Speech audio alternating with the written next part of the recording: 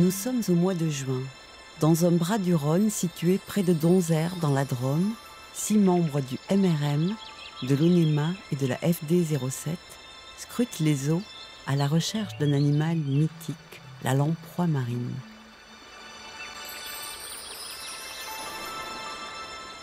L'observation de nids de lamproie peut se faire aisément puisqu'elle forme des cuvettes d'environ 1 mètre de diamètre.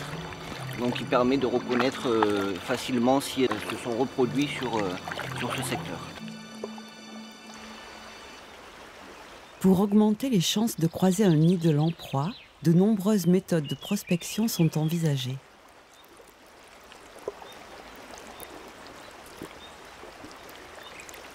Mais après une demi-journée de recherche, toujours pas la moindre trace de lamproie. Et pour cause, elles ne sont pas nombreuses. Aujourd'hui, l'espèce a considérablement régressé.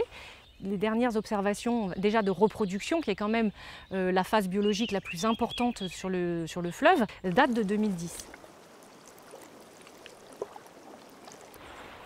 Qui est donc cette créature invisible recherchée avec tant de ferveur? Autant l'avouer, l'animal n'est pas banal.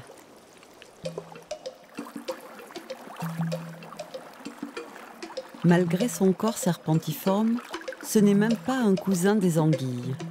Au sens strict, ce n'est pas un poisson. La lamproie fait partie d'un groupe de vertébrés très primitifs, même on va dire les ancêtres des poissons. Et effectivement, c'est assez bizarre. Déjà, ça n'a pas de nageoire, ça n'a pas d'écailles, ça a un corps en forme de serpent. Ça n'a pas de mâchoire non plus, pas de colonne vertébrale. Au lieu d'une bouche à proprement parler, c'est une espèce de rond avec des petits denticules qui lui permettent de se fixer.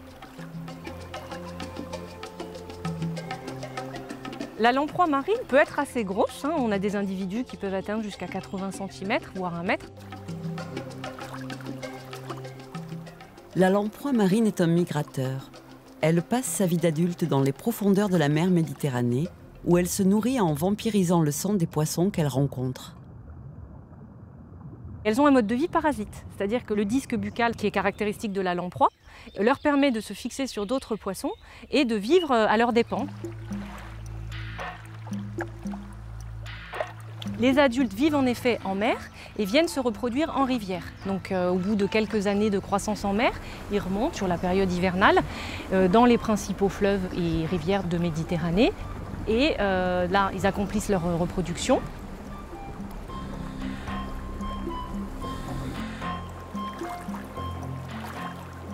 La reproduction des lamproies, elle se fait sur ce qu'on appelle des radiers, où il y a une certaine vitesse de courant, une certaine granulométrie, notamment des cailloux qui peuvent être relativement importants. Elle les transporte avec sa ventouse, justement, pour construire son nid et mettre à l'abri les œufs pendant la reproduction.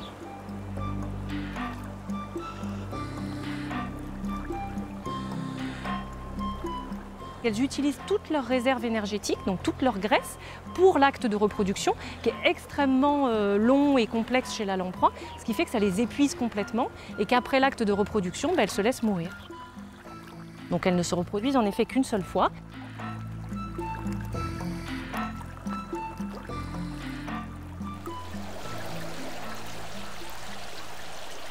La lamproie marine est une espèce très répandue dans les mers et les rivières de la planète.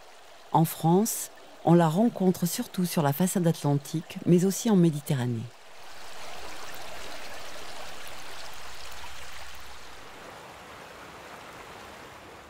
Les spécialistes sont unanimes. La quasi-disparition des populations de lamproie dans tout le bassin rhodanien est due principalement à la construction de nombreux barrages sur le cours du Rhône et de ses affluents à partir des années 50. On sait que jusque dans les années 30, on avait des lamproies dans la Saône, par exemple, donc assez haut finalement, on est sur Lyon, donc plusieurs centaines de kilomètres de la confluence. Et puis, progressivement, l'aire de répartition a régressé. Petit à petit, on a moins de traces de l'espèce, et donc on a moins de certitude sur sa répartition. De nombreuses actions sont effectuées pour en savoir plus sur les populations actuelles de lamproies de la façade méditerranéenne. Donc les suivis de population de lamproie se font de 2 manières différentes, donc soit via les prospections comme nous faisons aujourd'hui, soit au travers d'enquêtes que nous faisons auprès de différents acteurs. On essaye de recueillir un maximum d'observations. Alors, C'est qui a vu une lamproie par-ci, qui a vu un nid justement, qui a repéré, et puis d'essayer d'un petit peu d'agréger tout ça pour avoir une vision de la répartition géographique. Donc la dernière fois qu'une lamproie a été observée, c'était il y a à peu près une dizaine de jours. Donc un naturaliste confirmé qui a observé une lamproie au niveau de la ville de Bourg-Saint-Andéol.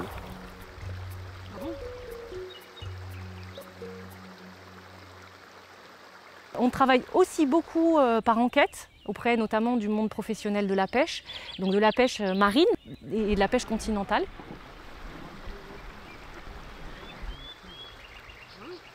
La lamproie se mange, elle se consomme. Elle est très appréciée en tant que mets culinaire. De nombreuses fédérations de pêche organisent régulièrement des missions de recherche de lamproie en relation avec les associations concernées. Comme ici, dans les gorges de l'Ardèche, une rivière qui serait idéale pour accueillir des reproductions de ces étranges animaux. Nous, on apporte un support technique en cas de besoin. On est là pour les aider à effectuer des missions comme aujourd'hui.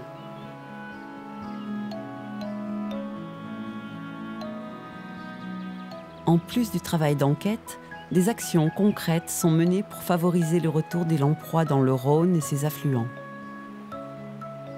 On essaye aussi d'agir sur le milieu et notamment sur cette problématique de circulation piscicole. Sur le Rhône, il y a une initiative originale qui est l'utilisation des écluses de navigation pour faire passer les poissons.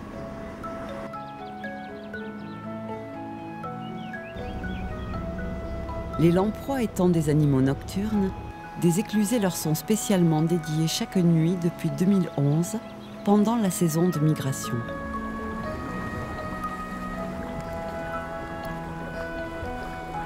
Les lamproies reviendront-elles un jour en quantité dans les cours d'eau du bassin rhodanien? Nul ne le sait. Les scientifiques manquent encore cruellement de connaissances sur leur répartition effective dans le bassin du Rhône. Est-ce qu'on aura besoin de soutenir les populations, de réintroduire les populations?